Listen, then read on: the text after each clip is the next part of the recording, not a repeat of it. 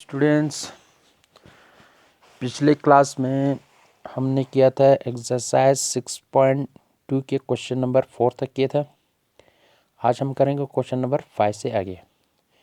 Question number 5 में क्या दिया गया है? दो लाइन दिया गया है ए बी और सी डी। ये दो लाइंस आपस में क्या है? पैरेलल है। इस पैरेलल लाइन के बीच में एक ट्रायंगल बनाया गया है पी क्यू आर, जिसमें एंगल ए पी क्यू यानी ये वाला एंगल्स कितने डिग्री का है? 50 डिग्री का दिया गया है। और पी आर डी यानी ये वाला एंगल 127 डिग्री का दिया गया है। और ये x P Q are x के बराबर दिया गया है। और क्यू पी आर यानी ये वाला एंगल्स y के बराबर दिया गया है। हमें क्या करना है? हमें x और y का वैल्यू निकालना है। x और y का वैल्यू निकालना है। अब हम करते हैं सॉल्यूशन में सबसे पहले क्या है?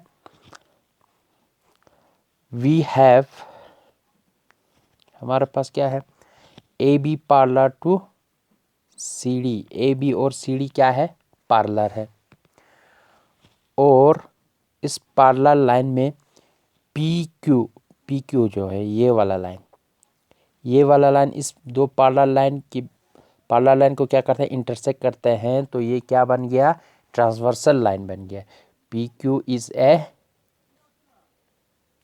ट्रांसवर्सल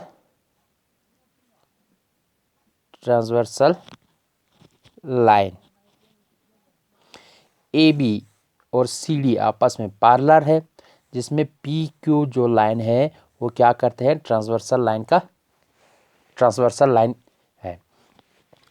तो पी क्यू ट्रांसवर्सल लाइन होने की वजह से हमारे पास क्या आ रहा है? पी क्यू जब ट्रांसवर्सल लाइन है तो इसमें दो इंटीरियर एंगल बनता है। एंगल ए पी क्यू ये वाला एंगल और पी क्यू आर ये वाला एंगल्स। ये और ये वाला एंगल्स आपस में क्या है? अल्टरनेट एंगल है। एक ये एंगल और दूसरा ये वाला एंगल। ये दोनों क्या है? अल्टरनेट एंगल्स है। अल्टरनेट एंगल्स क्या होते हैं? आपस में बराबर होते हैं। तो क्या हो गया? It implies that A P Q is equal to angle P Q R. A P Q और पी क्यू आर आपस में क्या है? अल्टरनेट एंगल्स है। बट हमारे पास क्या है? A P Q is equal to 50 degree के बराबर है। ये क्यों है? गिवन है।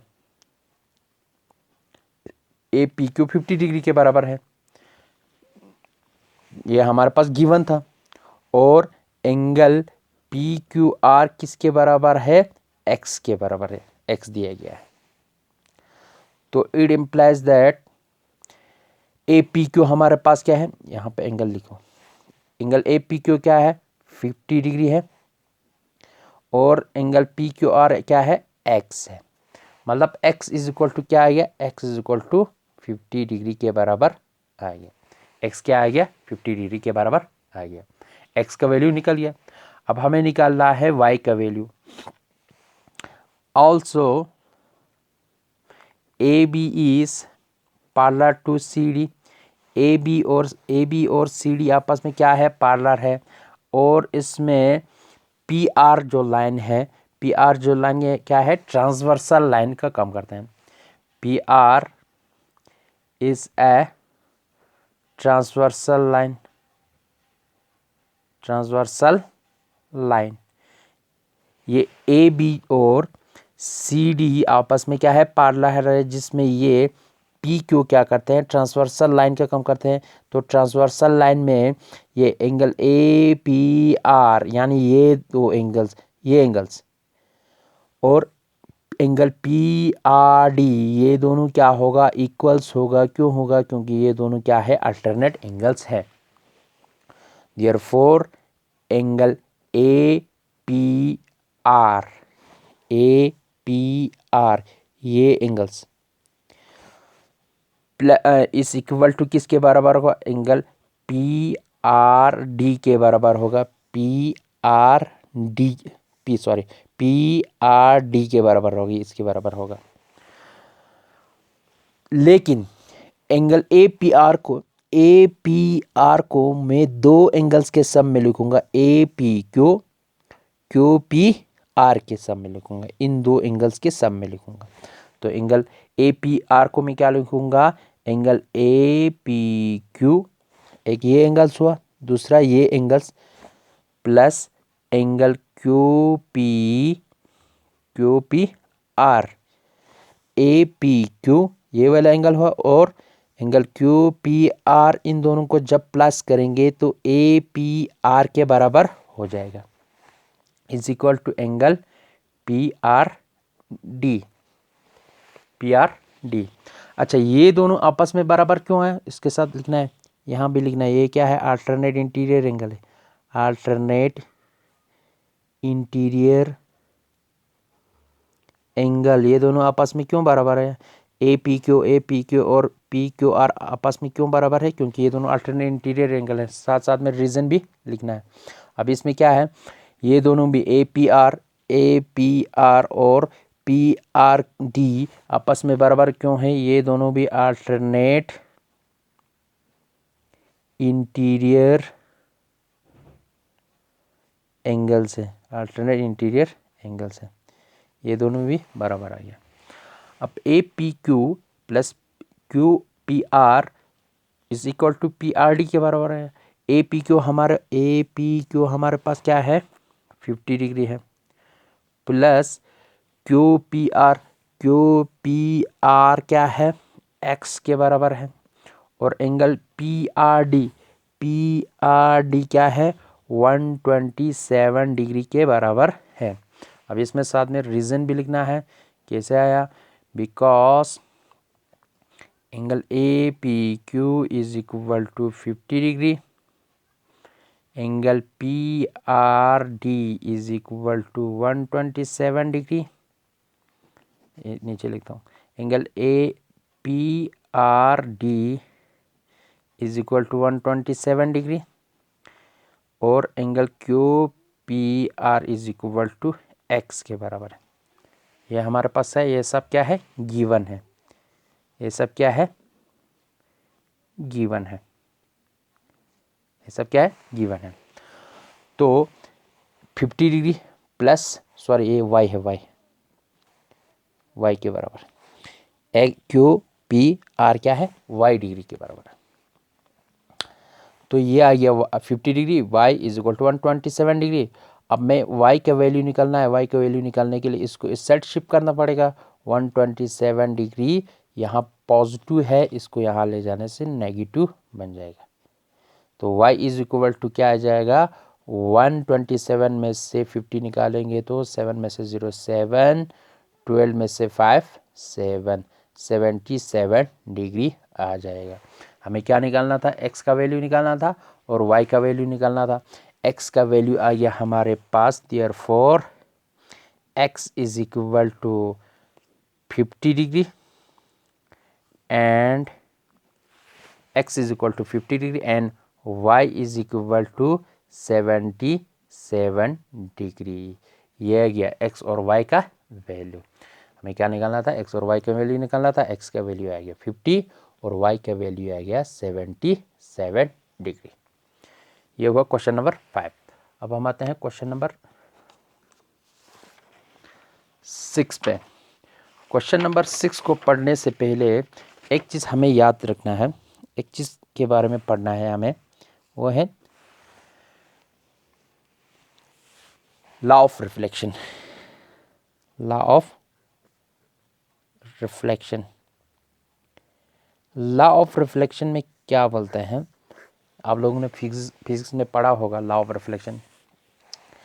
लॉ ऑफ रिफ्लेक्शन में क्या होगा, जब भी हम किसी रे को, लाइट रे को या किसी भी रे को किसी रिफ्लेक्टिंग सरफेस पे, जैसा कि मिरर होते हैं, उस पे इंसिडेंट करते हैं, उस पे फॉल करते हैं, तो वहाँ से फॉर एग्ज़ाम्पल यहाँ से मैंने एक लाइट इस रिफ्लेक्टिंग सरफेस पे, यानी एक मिरर है, इस पे फॉल किया, तो ये यहाँ से क्या होगा, रिफ्लेक्ट होके वापस आ जाएगा। तो ये हो गया हमारा पास इंसिडेंट रे, यानी जिस यहाँ से ये इंसिडेंट यहाँ से फॉल कर रहा है और यहाँ पॉइंट, इस पॉइंट से रिफ्लेक्टिंग सरफेस से यहाँ इस पॉइंट से रिफ्लेक्ट होके वापस आ रहा है। तो ये हो गया हमारे पास रिफ्लेक्टेड रे। अब इसमें एक लॉ है, वो लॉ क्या है, जब ये इंसिडेंट रे एक रिफ्लेक्टिंग सरफेस पे इंसिडेंट होता है तो वहाँ से ये रिफ्लेक्ट होके वापस आता है। जिस पॉइंट से ये रिफ्लेक्ट होता है, जिस पॉइंट पे ये रिफ्लेक्ट होता है, वहाँ से जब हम एक नॉर्मल ड्रा करते हैं, नॉर्मल मीन्स 90 डिग्री परपेंडिकुलर, जिस पॉइंट से ये रिफ्लेक्ट होता है, यानी जिस पॉइंट पे वो इंसिडेंट होने के बाद रिफ्लेक्ट होते हैं, उस पॉइंट्स को, उस ये पॉइंट क्या हुआ, पॉइंट ऑफ इंसिडेंस कहते हैं। मतलब जहाँ पे ये रे आके इंसिडेंट होता है और ये पॉइंट ऑफ इंसिडेंस से रिफ्लेक्ट होता है, इस पॉइंट को क्या कहते हैं, पॉइंट ऑफ इंसिडेंस। अब इस पॉइंट ऑफ इंसिडेंस से जब हम एक नॉर्मल ड्रा करते हैं, नॉर्मल मीन परपेंडिकुलर ड्रा करते हैं, ये हुआ नॉर्मल एन। तो उससे हमें दो एंगल्स बनता है, एक एंगल्स बनता है ये वाला और दूसरा एंगल बनता है ये वाला। मतलब इंसिडेंट रे और नॉर्मल के बीच में जो भी एंगल बनते हैं उसको हम कहते हैं angle of incidence. Incident ray और नॉर्मल के बीच में जो भी एंगल बनते हैं उसको कहते हैं एंगल ऑफ इंसिडेंस, और रिफ्लेक्टेड रे और नॉर्मल के बीच में जो भी एंगल बनते हैं उसको कहते हैं angle of reflection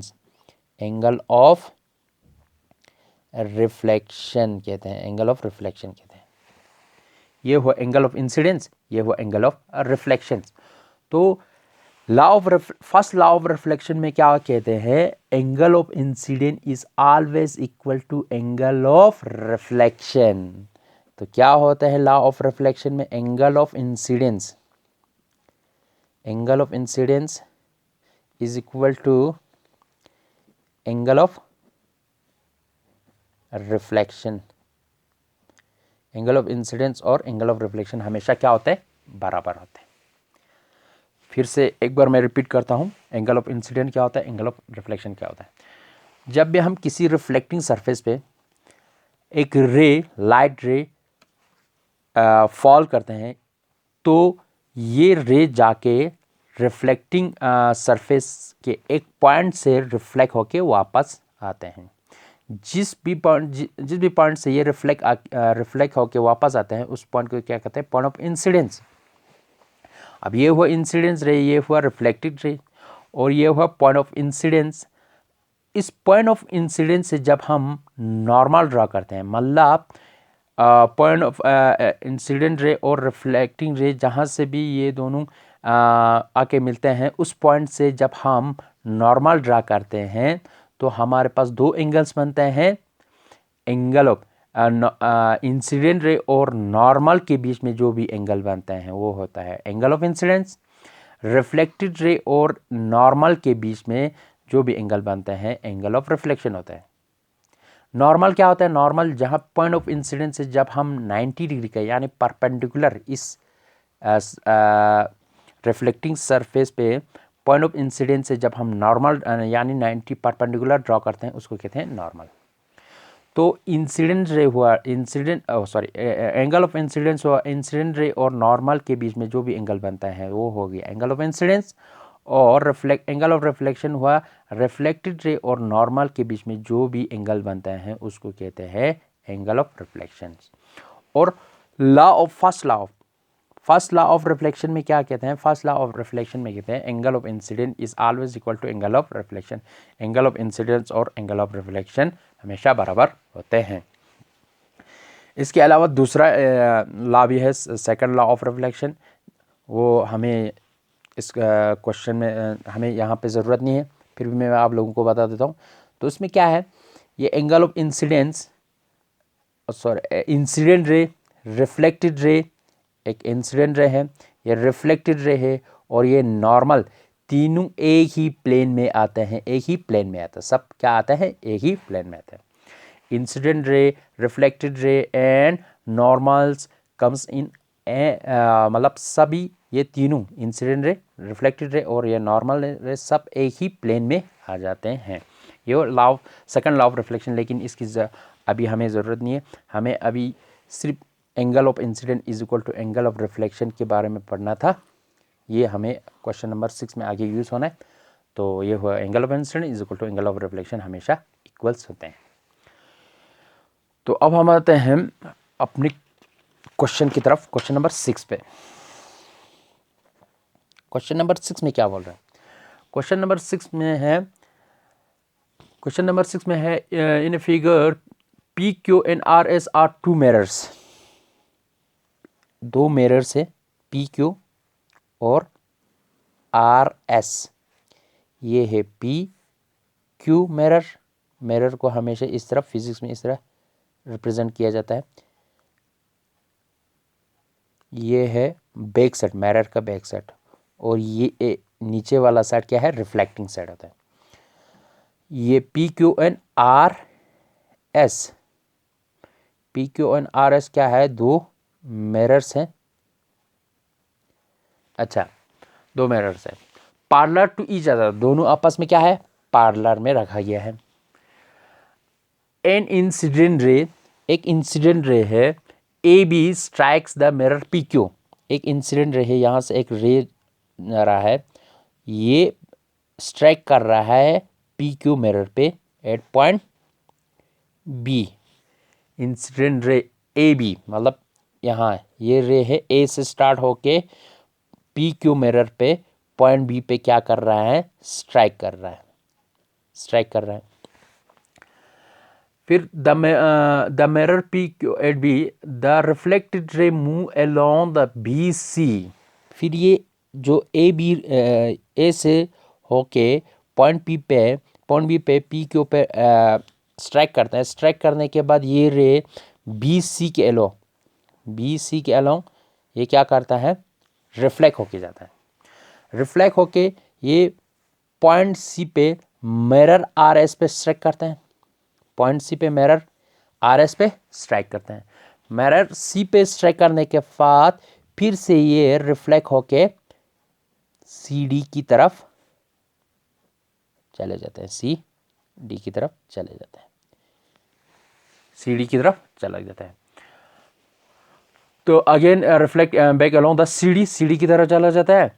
prove that, हमें क्या प्रूव करना है, A B parallel to C D, ये इंसिडेंट रे और ये यहाँ से लास्ट में रिफ्लेक्ट होके मिरर आर एस से रिफ्लेक्ट होके ये सी डी की तरफ जाते हैं।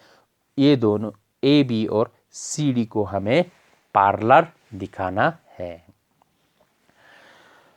तो इसके लिए सबसे पहले हम क्या करते हैं, हमें क्या प्रूव करना है, लास्ट में ए बी और सी डी पार्लर दिखाना है, ए बी और सी डी पार्लर। क्वेश्चन को फिर से रिपीट करता हूँ। दो मिरर है P Q and R S और एक इंसिडेंट रे ए से फॉल करते हैं, मिरर पी क्यू पे पॉइंट बी पे स्ट्राइक करते हैं। पॉइंट बी पे स्ट्राइक करने से ये रिफ्लेक्ट होके सी डी की तरफ बी सी के अलोंग इस तरफ, यहाँ पे मैं एरो लगाता हूँ, मतलब यहाँ से रिफ्लेक्ट होके मिरर आर एस की तरफ आते हैं। आर एस की तरफ आने के बाद पॉइंट सी पे मिरर आर एस पे पॉइंट सी पे स्ट्राइक करते हैं। पॉइंट सी पे स्ट्राइक करने से अगेन ये रिफ्लेक्ट होता है सी डी के अलोंग, सी डी की तरफ ये रिफ्लेक्ट होके जाता है। हमें क्या प्रूव करना है, हमें ए बी और सी डी को पार्लर दिखाना है। अब सॉल्यूशन में सबसे पहले हम क्या करते हैं, सबसे पहले लेट अस हम ड्रा करते हैं B M perpendicular to P Q and C N perpendicular to R S. हमें इसमें और दो चीज हम अपनी तरफ से ड्रॉ करते हैं। बी एम हम क्या करते हैं, परपेंडिकुलर ड्रॉ करते हैं। ये है एम। बी एम एक लाइन पी क्यू पे परपेंडिकुलर ड्रॉ करते हैं, मतलब ये बी एम पी क्यू पे 90 डिग्री का एंगल बनता है, एंगल बनाते हैं। जैसे कि उसमें हमने नॉर्मल रखे थे ना, एंगल ऑफ इंसिडेंट और एंगल ऑफ रिफ्लेक्शन, इंसिडेंट और रिफ्लेक्टेड के बीच में नॉर्मल रखे थे, इसी तरह ये इंसिडेंट रहे, ये रिफ्लेक्टेड रहे, उस पर हमने एक नॉर्मल यानी परपेंडिकुलर ड्रॉ किया। अब इसी तरह सी एन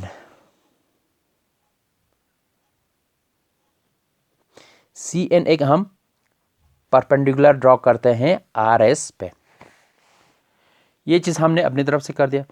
तो क्या हो जाता है, as P Q parallel to R S. हमें पता है कि पी क्यू और आर एस क्या है, पार्लर है। जब दो पार्लर लाइन पे दो परपेंडिकुलर ड्रॉ करते हैं तो ये दो परपेंडिकुलर भी क्या होगा, पार्लर होगा। दो पार्लर लाइन पे दो परपेंडिकुलर ड्रॉ करते हैं तो ये दो परपेंडिकुलर भी आपस में क्या होगा, पार्लर होगा। Therefore BM parallel to CN। ये PQ और RS क्या है, पार्लर है। इन दो पार्लर पे हमने दो परपेंडिकुलर BM और CN ड्रॉ किया तो ये दो परपेंडिकुलर भी आपस में क्या होगा, पार्लर होगा। क्यों होगा, PQ और RS क्या है, पार्लर है। अच्छा, thus BM and CN are two parallel lines and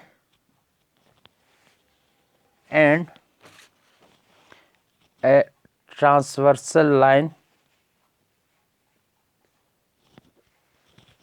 BC cuts at B and C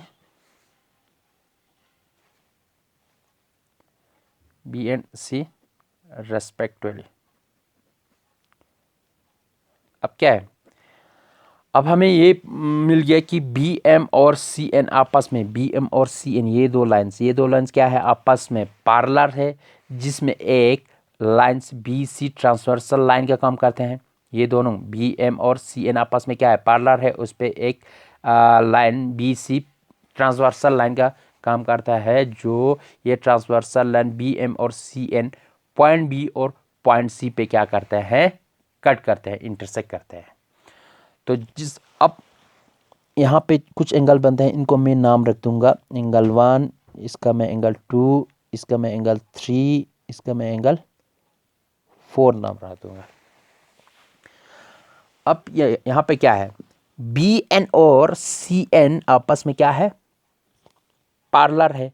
parlour B M और सी एन क्या है, पार्लर है, जिसपे बी सी क्या है, ट्रांसवर्सल लाइन है। तो इससे दो एंगल्स बनता है, एंगल 2 और एंगल 3। ये दोनों क्या है, वर्टिकली अपोजिट एंगल्स है, तो ये दोनों क्या होगा, इक्वल्स होगा। तो एंगल 2 और एंगल 3 क्या है, इक्वल्स है। क्यों है, क्योंकि ये दोनों वर्टिकली अपोजिट एंगल्स है। ये दोनों क्या है, वर्टिकली अपोजिट एंगल्स है। ये दोनों क्या है, वर्टिकली अपोजिट एंगल्स है। बट लेकिन हमें पता है एंगल 1 और एंगल 2 आपस में क्या होगा, बराबर होगा। क्यों होगा, एंगल 1 और एंगल 2 क्या है, ये है एंगल ऑफ इंसिडेंस। क्यों है, ये इंसिडेंट रे और नॉर्मल के बीच में बनता है। ये है एंगल ऑफ रिफ्लेक्शन, ये क्यों है, ये रिफ्लेक्टेड रे और नॉर्मल यानी परपेंडिकुलर के बीच में बनता है, तो ये दोनों क्या होगा, एंगल 1 और एंगल 2 आपस में क्या होगा, इक्वल होगा, लॉ ऑफ रिफ्लेक्शन के मुताबिक। इसी तरह एंगल 3 और एंगल 4 भी क्या होगा, बराबर होगा।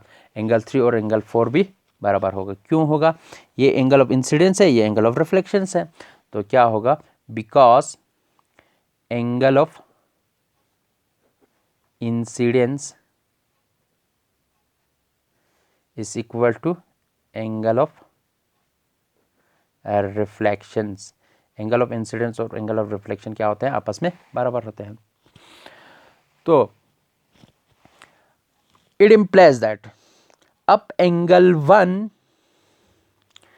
1 इज इक्वल टू एंगल 2 के बराबर है, एंगल 1 एंगल 2 के बराबर है, एंगल 2 एंगल 3 के बराबर है, एंगल 1 एंगल 2 के बराबर है, और एंगल 2 एंगल 3 के बराबर है, एंगल 1 एंगल 2 के बराबर है, एंगल 2 एंगल 3 के बराबर है, और एंगल 3 एंगल 4 के बराबर है। Angle 3 is equal to angle 4, मतलब सब आपस में क्या हो गया, angle 1 is equal to angle 2, angle 2 is equal to angle 3, angle 3 is equal to angle 4, यानी ये सब एंगल 1 एंगल 2 एंगल 3 एंगल 4 ये सब क्या है, आपस में इक्वल है, आपस में क्या है, इक्वल है।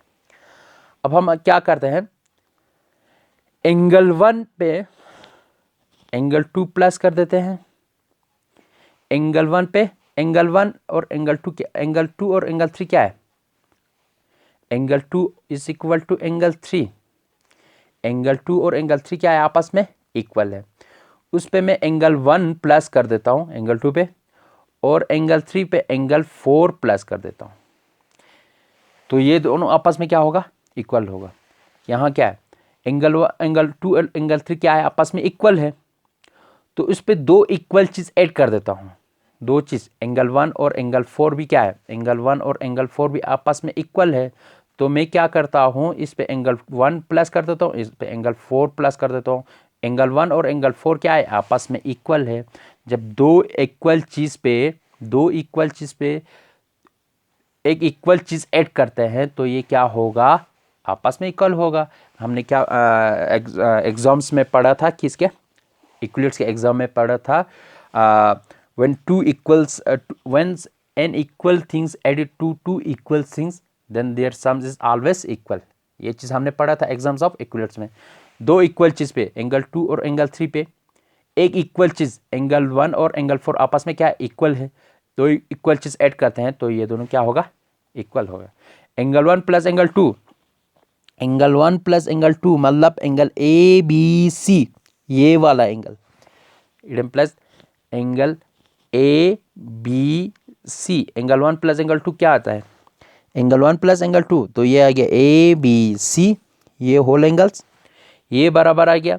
Angle 3 plus angle 4, angle 3 plus angle 4 मतलब डी सी बी बोलो या बी डी सी बोलो, सही है, एंगल डी सी बी, ये दोनों आपस में क्या है, इक्वल्स आ गया। एंगल 1 प्लस एंगल 2 इक्वल है एंगल 3 प्लस एंगल 4 के, तो ये क्या आ जाता है, एंगल 1 प्लस एंगल 2 क्या बन जाता है, ए बी सी बन जाता है, और एंगल 3 प्लस एंगल 4 यानी इन दोनों का sum angle D C B बन जाता है, तो ये दोनों क्या आ गया, आपस में इक्वल आ गया। दैट इज, अब ये जो एंगल्स और ये एंगल्स आपस में बराबर है, तो ये दोनों किसके और किसके बीच में बनता है, सी डी और ए बी के बीच में बनता है, और ये इसमें बी सी क्या करते हैं, ट्रांसवर्सल लाइन का काम करते हैं। That is the pair of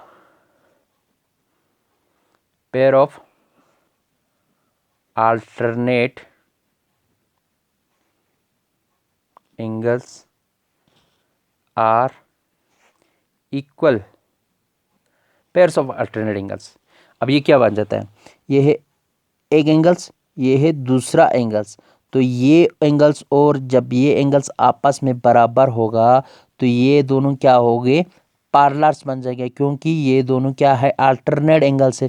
alternate angle जब बराबर होगा तो उससे जो भी लाइंस, ये अल्टरनेट एंगल जो भी लाइंस के बीच में, जितनी भी लाइंस के बीच में बनेगा वो दोनों क्या होगा, आपस में इक्वल्स होगा।